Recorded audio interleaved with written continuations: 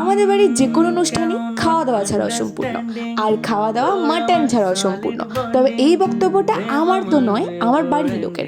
তবে এই বক্তব্যর পুরোপুরি উল্টো মতামত আমি দিই, কারণ তোমরা জানোই আমি একদমই মাটন খাই না। যাই হোক, দিনটা ছিল দিদির বাড়িতে, মানে গঙ্গা পুজোর পরের দিন, আর এই দিন তো অবশ্যই মাটন হবে। আমাদের বাড়ির যে কোনো অনুষ্ঠানের পরের দিন মাটন তো হয়ই। যাই হোক, এদিকে তো মাটন হচ্ছে, ওদিকে আমি মাটন খাই না। তবে আমি মাটন খাই না বলে এইও নয় যে আমাকে নিরামিষ খেয়ে থাকতে হতো, বিকজ প্রত্যেকটা অনুষ্ঠানে আমার জন্য চিকেন থাকবেই। যাই হোক, এদিক দিয়ে আমি ভীষণই ব্লেসড কি আমাকে কখনো মুখ ফুটে এই কথাটা বলতেই হয় না যে আমি চিকেন খাই, মাটন খাই না। যাই হোক, এদিকে তো আমাদের খাওয়া দাওয়া কমপ্লিট, আর এদিকে এখন টুস্কিদিরা বসেছে। এদিকে খাওয়া দাওয়া কমপ্লিট করে আমরা অনেকক্ষণ আড্ডা মেরে নিয়েছি। এখন আমরা বাড়ি যাওয়ার উদ্দেশ্যে বের হচ্ছি, কারণ বাড়িতে বাবা একা রয়েছে।